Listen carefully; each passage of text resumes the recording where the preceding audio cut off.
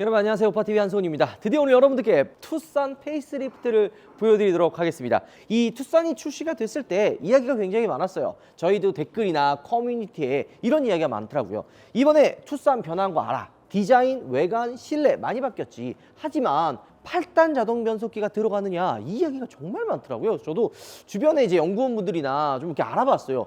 형, 이거 8단 자동 변속기 들어가? 했더니 8단이 왜 들어가냐 이런 얘기가 있더라고요. 그래서 내가 알아본 것도 8단이 안 들어갔는데 왜 8단이 들어가느냐, 이 이야기가 도대체 어디서 나왔느냐 이런 생각이 좀 들더라고요. 어쨌든 여러분들 8단 자동 변속기가 아니고요. 게다가 뭐 디젤이 단종이 되냐 안 되냐 얘기했지만 디젤도 단종 안 됩니다. 파워트레인 변화는 아무것도 없어요. 기껏 바뀐 거는 외관과 실내 디자인이 조금 더 바뀌었고요. 무엇보다 실내가 많이 바뀌었기 때문에 실내 디자인과 그다음에 어떤 기능들이 들어가 있는지 여러분들께 알려드리도록 하겠습니다. 많은 분들이 정말 기다리는 게 외관이나 실내 디자인도 있지만 변속기에 대한 이야기가 굉장히 많았어요. 근데 저도 이해가 되는 게 기존 투싼에 뭐가 들어가 있어요? 7단 DCT 변속기가 들어가 있잖아요. 7단 DCT를 딱 타보면 변속기 때 약간 좀 그 반응이 느리거나 좀 꺼벙한 느낌이 좀 있긴 있어요. 근데 이게 다르게 생각을 해봐야 되는 게요. 만약에 8단 자동 변속기가 들어간다면 일단 가격도 인상이 되겠죠. 게다가 파워트레인이 변화가 되면 인증을 또 새로 받아야 돼요.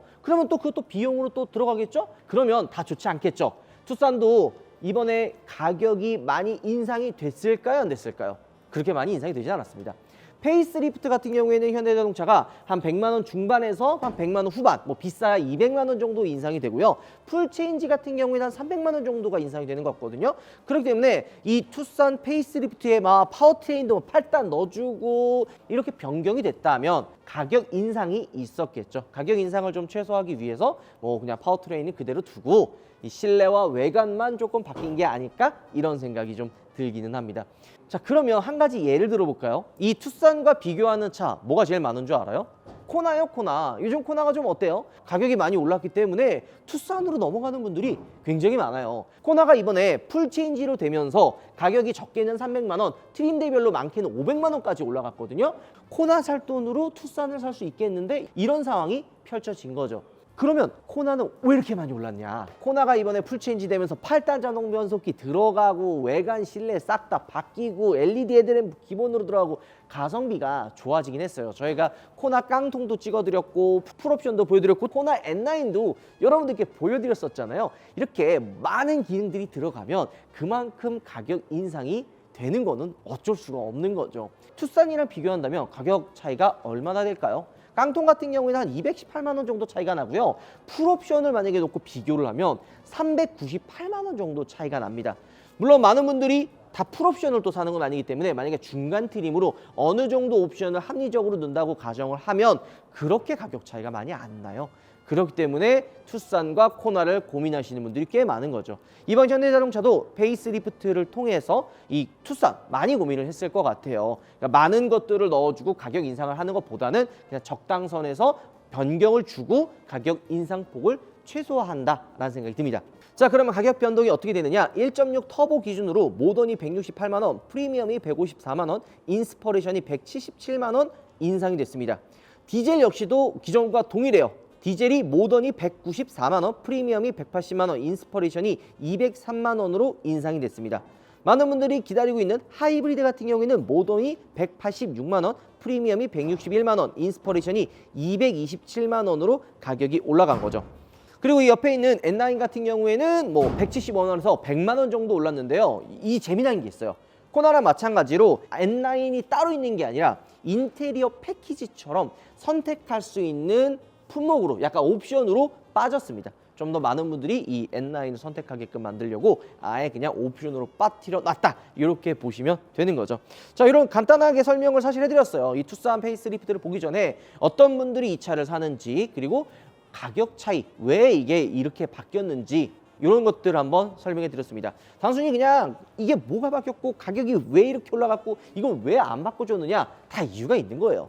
여기 지금 현대 다니는 분들 엘리트잖아요. 우리나라에서도 다 상위 탑에 들어가는 분들이 다 들어가서 다 설계하고 소비자분들의 원하는 거 보고 이 정도 선에서 적당선을 한번 넣자, 이런 고민을 해서 나온 결과물이라 보시면 됩니다. 이 투싼이 지금 최소 뭐 한 150만 원에서 200만 원 올랐다고 칩시다. 만약에 8단이나 인증 새로 받았으면 가격 인상이 많이 됐겠죠. 그런 것들을 감안해서 나왔다고 보시면 됩니다.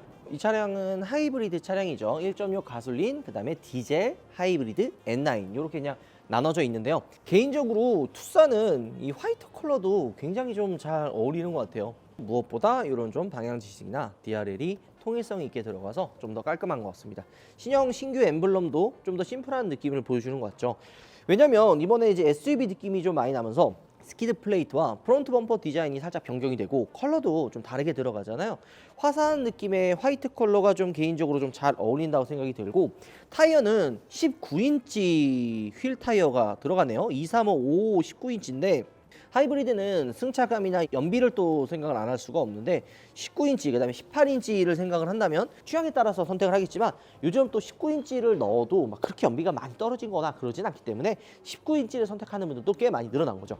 자, 그리고 이 DRL이 들어온 또 투싼의 느낌을 보면은 어때요? 좀 길자로 쭉 밑에까지 들어와 있죠. 그 다음에 요게 이제 헤드램프예요. MFR 타입으로 들어가고, 옵션을 추가하면은 프로젝션 타입으로 들어갑니다. 제가 페이스리프트나 풀체인지 모델 나오면 이 얘기 많이 하잖아요. 요즘에 현대자동차나 기아 보면은 DRL이랑 이 헤드램프 디스플레이가 기본으로 이제 LED가 들어가요. 요거는 OTA 무선 업데이트를 하기 위해서는 디스플레이와 헤드램프가 이렇게 들어가야 된다고 하더라고요. 그래서 가격 인상분의 가장 큰 부분을 차지하는 게 디스플레이와 헤드램프라고 보시면 되는데, 요거 이제 옵션에 따라서 MFR 프로젝션 타입이 나뉜다고 보시면 됩니다. 이거 딱 진짜 DRL 들어온 거 보면 팰리세이드랑 많이 비슷하지 않아요? 이전에는 이 투싼만의 느낌이 있었는데 지금은 팰리세이드와 좀 비슷한 느낌을 주는 것 같고, 이런 좀 디테일들도 심플하게 바뀌었어요. 이전에는 이렇게 날개 문양의 디자인이 하나로 이렇게 연결이 되고 요 끝에도 그런 문양들이 좀 있었는데 심플하게 그냥 깔끔하게 좀 표현을 해냈고, 선들 자체도 굵어졌지만 이런 문양들 같은 것도 많이 없어졌어요. 그러니까 SUV다운 좀 약간은 좀 단조롭고 단단한 느낌을 좀 주는데, 방향지시등은 이게 DRL이 들어오는 이 상단 부분 있죠, 위에 이 부분이 방향지시등으로 바뀝니다. 이 타입도 팰리세이드에서 봤었던 그런 느낌 그대로 가지고 있고, 후면부가 이 방향지시등이 이 밑에 벌브 타입으로 들어와요. 이 얘기도 되게 많았어요. 이번에 카니발이 폐리되면서 방향지시등이 위쪽으로 이동을 했기 때문에 투싼 같은 경우에도 이렇게 밑에 있는 방향지시등이 위로 좀 이동하지 않을까 이런 생각을 했거든요. 왜 이걸 기대했냐면 그 티저 사진이 공개됐을 때 후면부가 딱 여기까지만 나오는 거예요. 그래서 이거 안 보여준 이유가 서프라이즈를 준비를 하는구나 이런 생각을 했거든요. 그래서 방향지시대 갑자기 위에 들어간다든지 뭔가 후면 디자인이 드라마틱하게 변경되지 않을까 생각했는데 바뀐 게 하나도 없습니다. 똑같았어요. 하지만 완전히 똑같지는 않습니다. 뭐가 있냐면 뒤에 디피저 디자인이 달라졌고, 무엇보다 똑같네요. 저희가 이전에 무장막의 그 실차를 보면서 이거 트렁크 여는 버튼이 위쪽으로 이동했구나 이런 얘기를 했는데 여기 있네요. 그거는 이제 수출형이고 해외 나오는 1.6 하이브리드라 뭔가 좀 달랐다. 그 하이브리드도 달라요. 거기는 이제 48V 들어가는 테스트카였고, 얘는 이제 그냥 일반 우리나라 나오는 차다 보니까 트렁크 여는 버튼이 밑에 있네요. 나 이거 달라졌다고 생각을 했는데 달라지지 않았어요. 또 차이점이 사실 이런 디자인들이 바뀌었어요. 앞쪽에도 그 날개 문양처럼 약간 그 문양들이 이 헤드램프나 DRL 끝쪽에 위치해 있었거든요. 그 다음에 다이아몬드 문양 꼴처럼 약간 이 사이드 쪽에도 이 뭔가 좀 그 존재감을 보여주는 문양들이 들어가 있었어요. 근데 이번 투싼의 큰 틀에서의 변화는 되게 다부지고 약간은 투박하는 혹은 좀 이렇게 기교를 부리지 않는 느낌들이 굉장히 많이 드는데, 이런 범퍼의 디자인도 이런 기교도 다 사라지고 깔끔하게 들어갔다는 걸 볼 수가 있고요. 또 한 가지 재미난 거는 이 트렁크도 이 위쪽에는 도장면이 들어가지만 이 끝에 부분은 플라스틱처럼 소재를 좀 다른 거를 집어 넣어놨어요. 그 다음에 이번에 투싼이 또 뭐가 들어가냐면, 최근에 이제 카니발 리뷰하면서 이 트렁크 높이 조절되는 거 말씀드렸잖아요. 이번 투싼도 이 트렁크 높이를 조절하는 게 따로 들어간다고 합니다. 그건 제가 좀 이따가 실내 들어가서 한번 보여드리도록 할게요. 2열은 이런 식으로 6대4 폴딩이 됩니다. 약간 풀 플랫처럼 약간 2열까지 쭉 되어 있어서 자박이나 캠핑 좋아하시는 분들은 안에서 잘 수 있게끔 됐다 보시면 되죠. 밑에는 수납구가 들어있는데, 근데 이거 커버를 밑으로 좀 내리는 것도 괜찮거든요. 코나나 니로 같은 경우도 이렇게 밑으로 이렇게 내려가잖아요. 뭐 이런 식으로 되네요.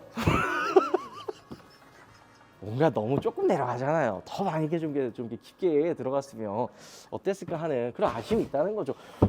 아니 이거 이만큼밖에 안 내려가니까. 자, 이 차량이 이제 하부죠. 하이브리드. 확실히 흰 색깔이 예쁘네요. 깔끔하고. 그다음에 여기 보면은 카메라가 이렇게 두 개가 지금 들어가 있잖아요. 후방 카메라 하나와 그다음에 빌트인 캠. 이번에 투싼이 빌트인 캠 2로 또 들어갑니다.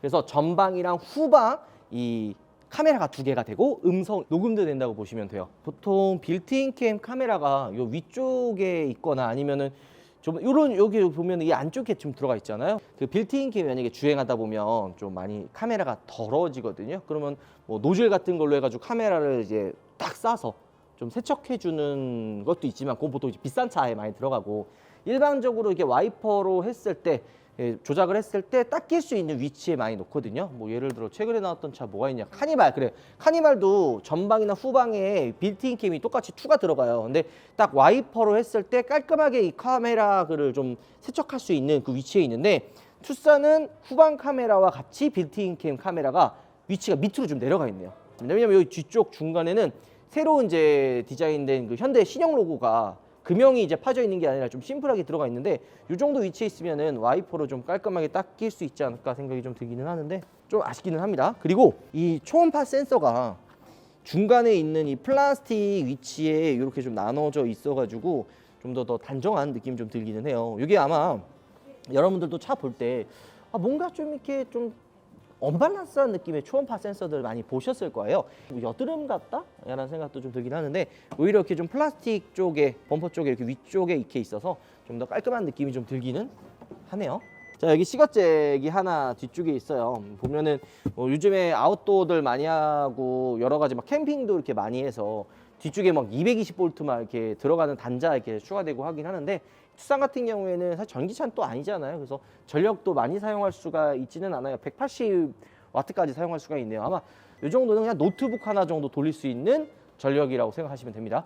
그 다음에 이 투싼은 우리나라뿐만이 아니라 유럽이나 북미에서도 굉장히 인기가 많은 차거든요.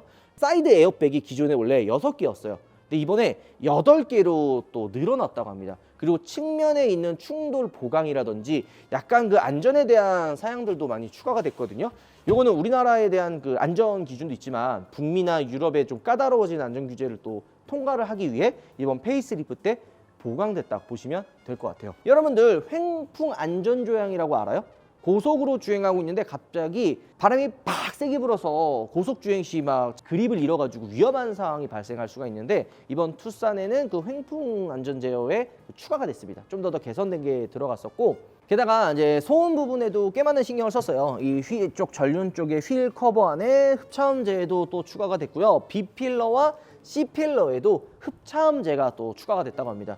그래서 이번에 좀 보면은 이 소음에 대한 기준을 좀 많이 올린 것 같아요. 단순히 뭐 외관이나 실내 디자인뿐만이 아니라 주행을 하면서 느낄 수 있는 그런 소음에도 많은 신경을 좀 쓴 것 같은데요. 첫 번째로 댐퍼가 바뀌었대요.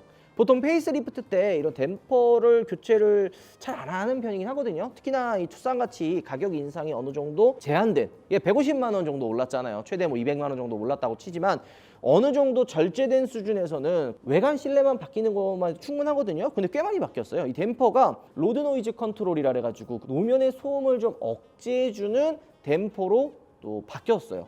이런 것들도 조금 놀라운 부분이고 원래 전면만 이중 접합 유리가 들어갔거든요. 그래서 앞에 이제 바람이 딱 불면은 전면에 있는 그 노면의 그 풍전음을 좀 잡아줬는데 1열 유리까지 이중 접합 유리가 이렇게 추가가 됐죠. 이런 것들도 신경을 많이 쓴 거예요.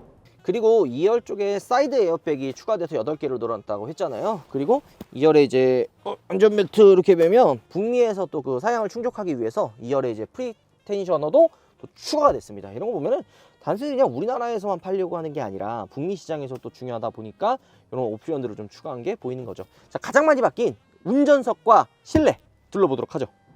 자, 실내를 한번 드디어 타볼까요? 외관의 디자인이 많이 변경은 사실 안 됐잖아요. 뭐 적당한 선에서 변경이 되는데 무엇보다 실내 디자인이 꽤 많이 바뀌었거든요. 제가 일단 제 운전 시트 포지션에 맞게 한번 잡아보고 운전석과 실내 디자인 한번 보도록 할게요. 제가 무엇보다 좋았던 거는 원래 버튼식 기아가 들어가 있었는데 칼럼식 기아로 바뀌었어요. 이게 바뀌면서 실내 공간이 꽤 넓어졌습니다. 약간 팔걸이 형태로 이쪽 위에 상단에 수납 공간과 컵홀더가 생겨났죠. 이런 부분이 실내 디자인의 인테리어에 약간은 취향 차이가 있긴 있거든요. 근데 전체적으로 한 열에 한 8 정도는 야 이거 뭔가 편한데 뭐가 편해졌지? 이게 되게 불편한 거 없다 이런 느낌이 드는 게, 실내 앉았을 때 이 손의 위치가 중요해요. 이 손이 어디에 있는지에 따라서 실내 시트가 편하냐 안 편하냐도 좀 나옵니다.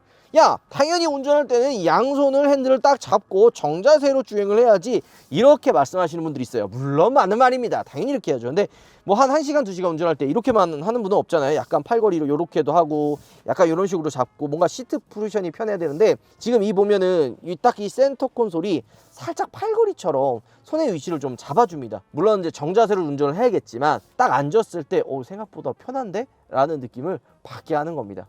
그리고 여기 보면 무선 충전 패드가 이 위쪽에 있죠. 전 이거 너무 좋은 것 같아요. 보통 맨날 이 밑에 있잖아요. 이 밑에 있으면은 빼기도 불편하고 사용하기도 불편하고 뭐 여러 가지가 불편해요. 게다가 이번에 디지털 키 2가 들어가면서 NFC 기능 되는 시스템도 들어가죠. 그러니까 옵션을 생각보다 많이 넣어줬어요. 지문 인식도 이렇게 들어가죠. 그리고 여기는 센터 콘솔 수납이랑 여기도 조그맣게 키 같은 거 넣을 수 있는 수납 공간이 따로 있네요. 센터 쪽에 있는 트레이가 굉장히 크잖아요. 이런 작은 아이디어가 뭐냐면, 이 상단 쪽은 약간 좀 매끌매끌한 재질로 그냥 부피가 큰 짐 같은 거를 놓을 수가 있고, 중간에 공간을 이런 식으로 나눠놨어요.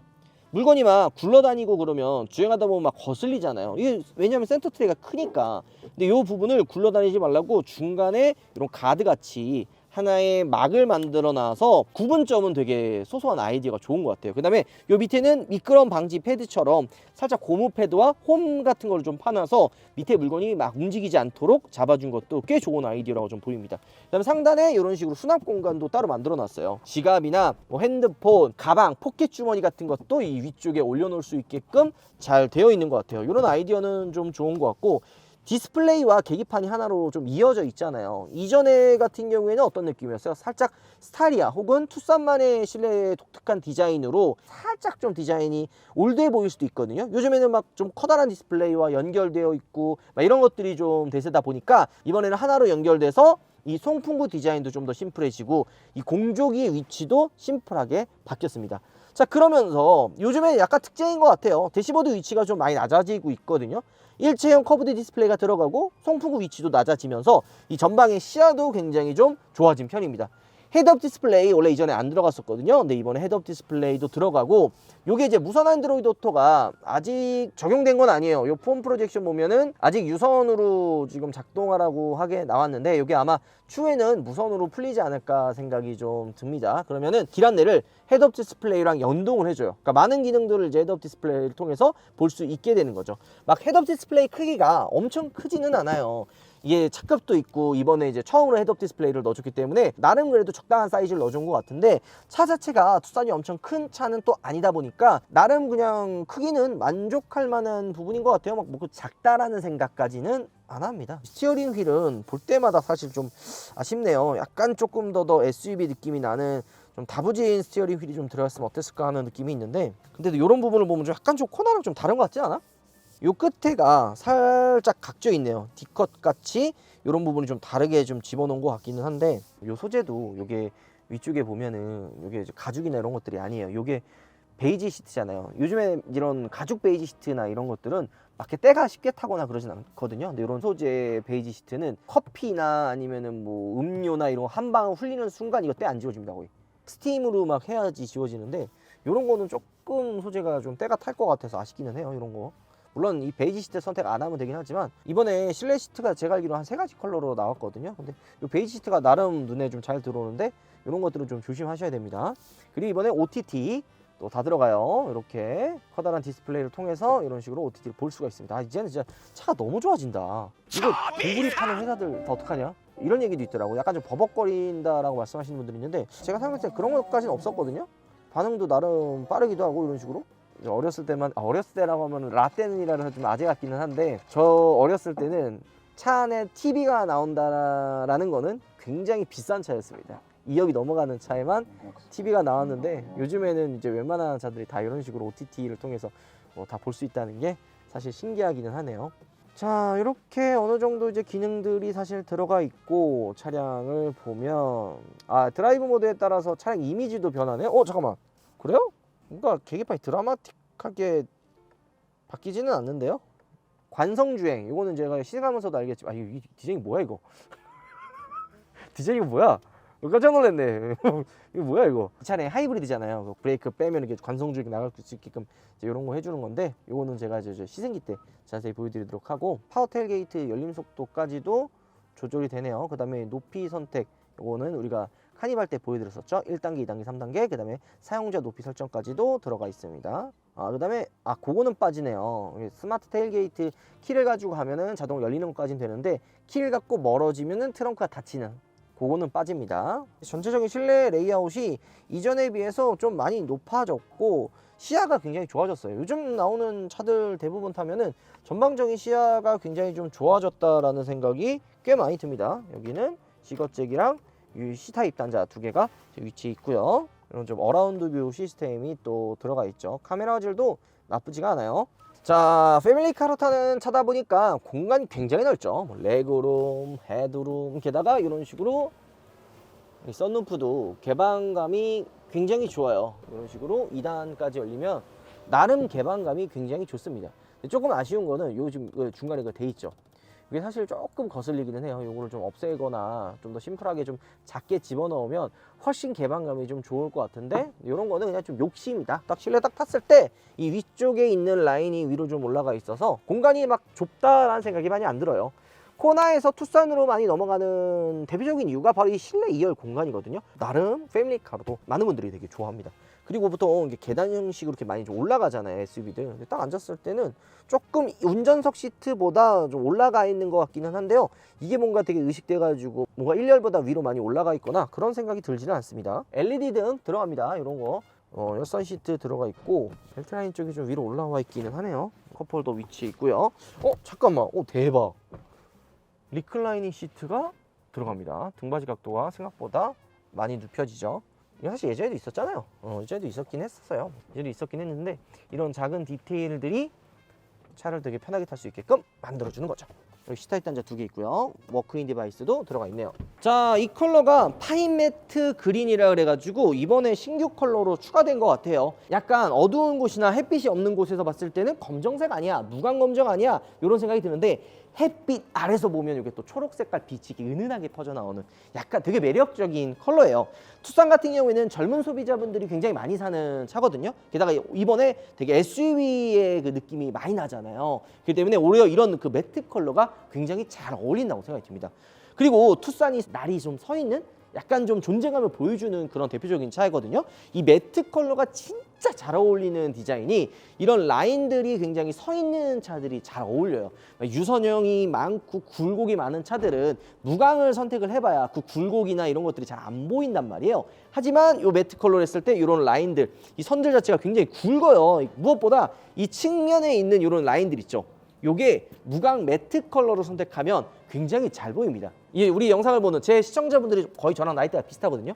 20대 후반에서 30대 중후반이 가장 많아요. 이제 딱 차를 사고 아이들과 이제 함께 돌아다니는 분들이 많은데, 한 살이라도 젊었을 때 매트 컬러 선택하자. 나중에는 선택하고 싶어도 선택을 못한다. 왜냐? 나중에 이제 애들 생기고 이러면 많이 돌아다니고 놀러다니고 바빠서 세차할 시간도 없어요. 매트 컬러 선택하면 관리하는 게 조금 나름 좀 쉽진 않거든요. 때타면 금방 더러워져 보이는데, 이거 한 살이라도 젊었을 때 저는 매트 컬러 선택하시는 거를 추천을 드립니다.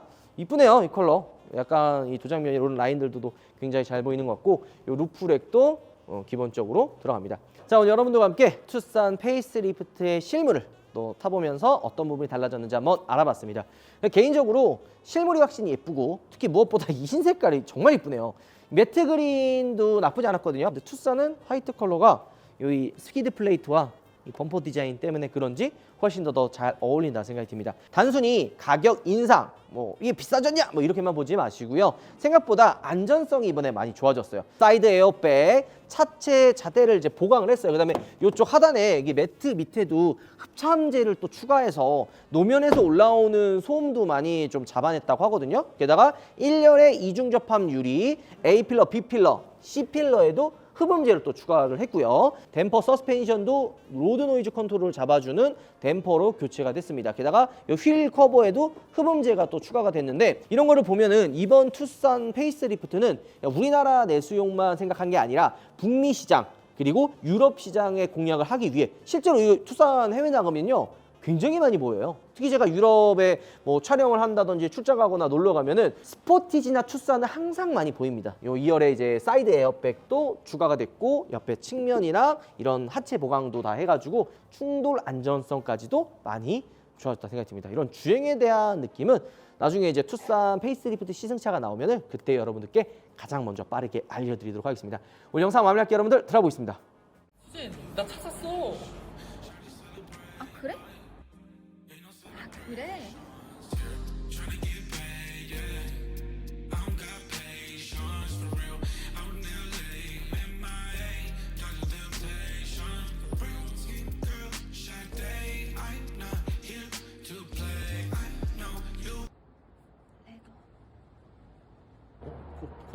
고마워. 고마워.